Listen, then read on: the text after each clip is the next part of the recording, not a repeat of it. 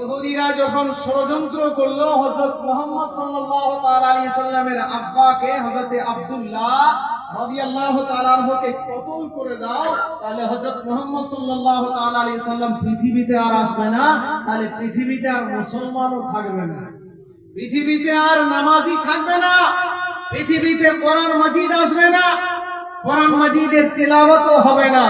আর সুবহানাল্লাহ ওয়া বিহামদিহি কোরআন মাজিদের তেলাওয়াত এখন বন্ধ হয়ে গেছে নাকি গো?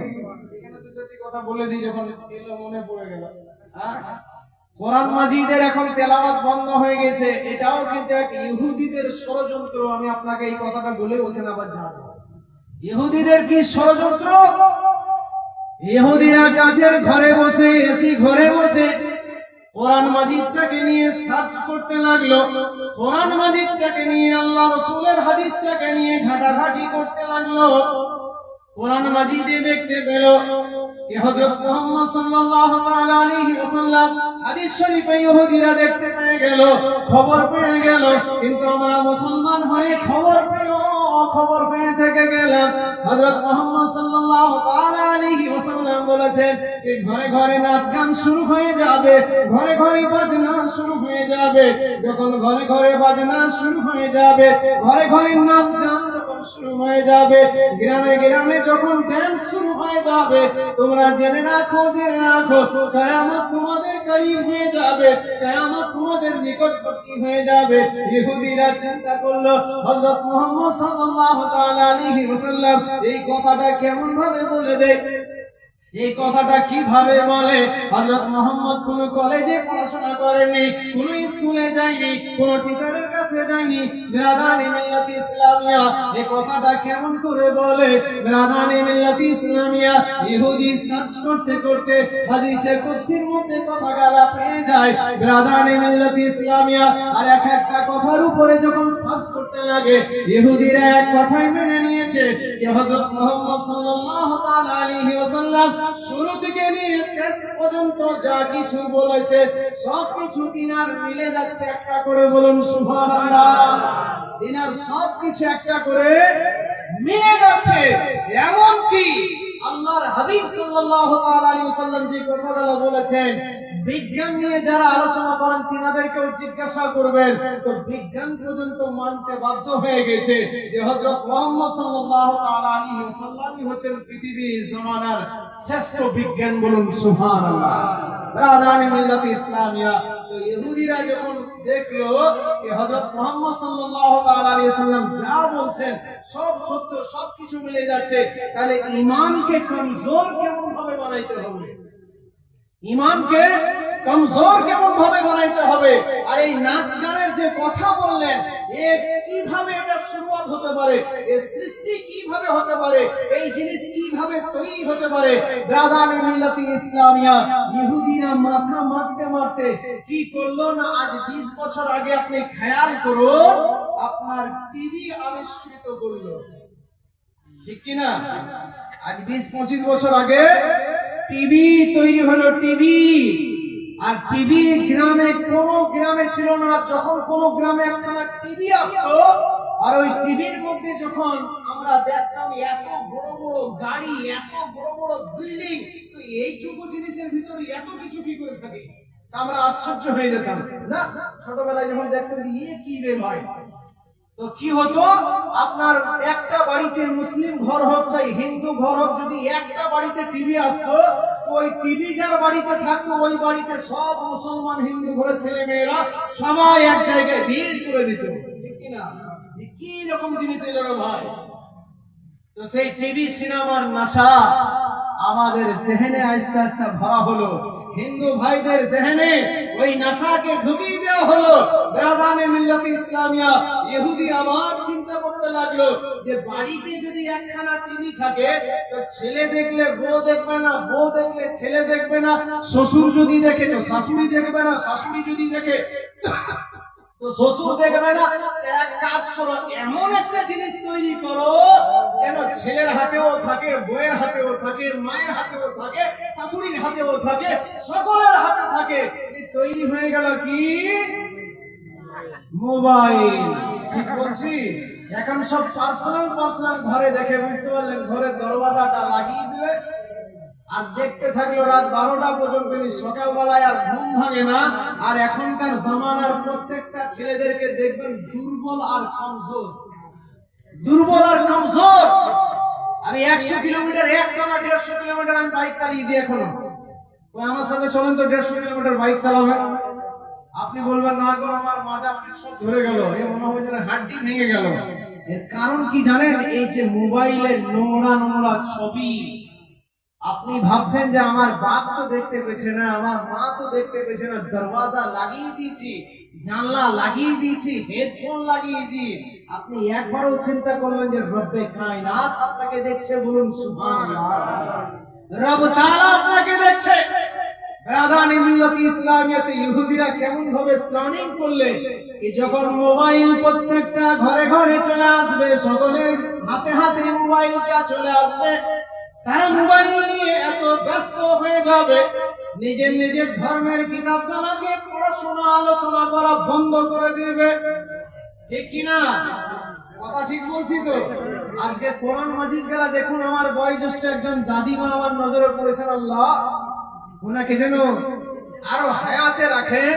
ওই দাদিমাকে জিজ্ঞাসা করুন তো উনি বলবেন খুব সুন্দর ভাবে কি আমাদের বয়সের যত বান্ধবীরা ছিল, আমাদের বন্ধুরা ছিল, আমরা নামাজ না পড়ে রাত্রে এশার নামাজ আদায় না করে আমরা খাওয়া দাওয়া করতাম না, এশার নামাজ আদায় করতাম আর তারপরে আমরা ঘুমাতে যেতাম। বলুন সুবহানাল্লাহ।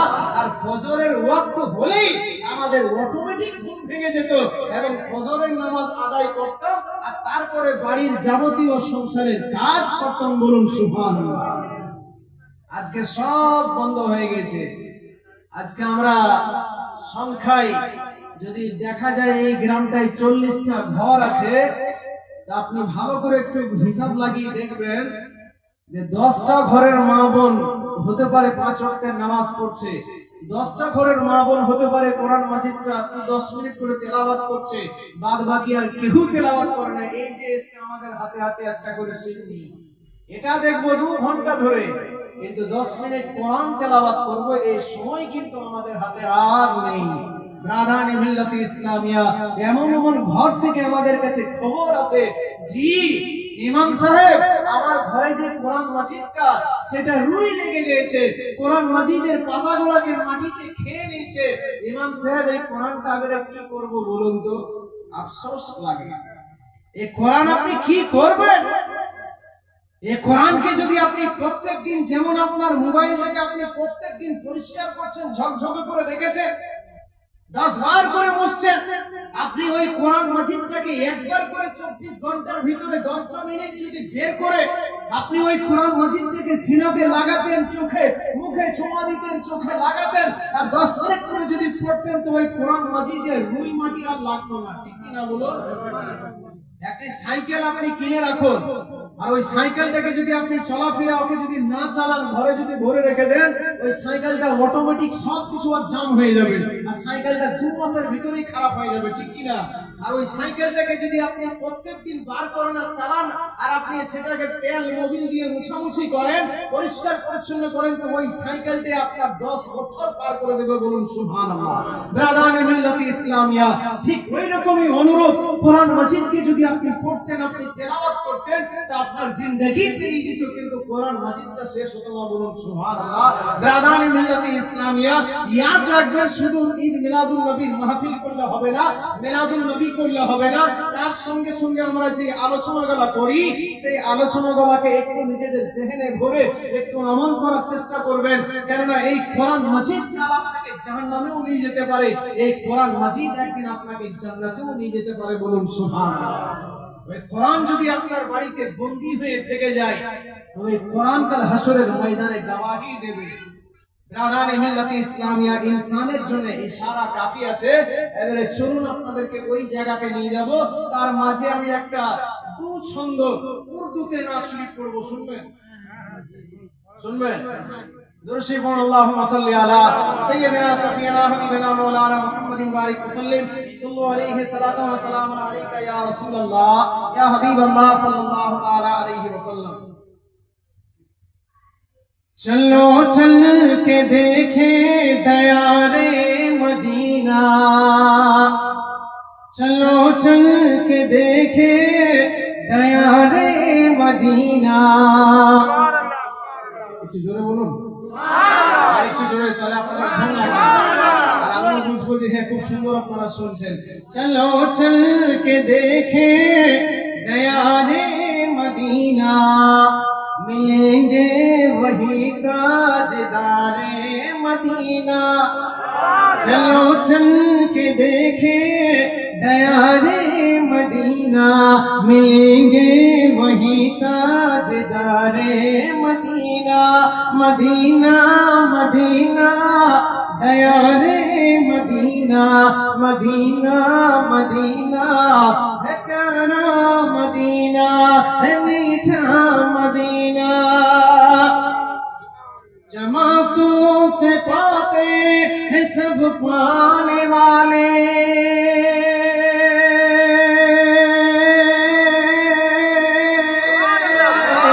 जमातों से पाते हैं सब पाने वाले।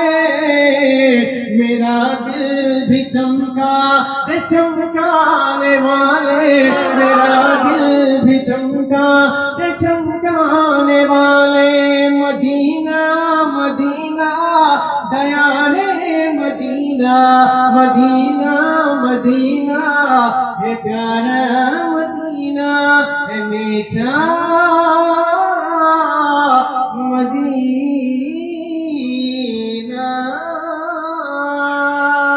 সকলে দরুদ আল্লাহুম্মা সাল্লি আলা সাইয়্যিদিনা মাওলানা মুহাম্মদ ওয়া আলা আলি সাইয়্যিদিনা শাফি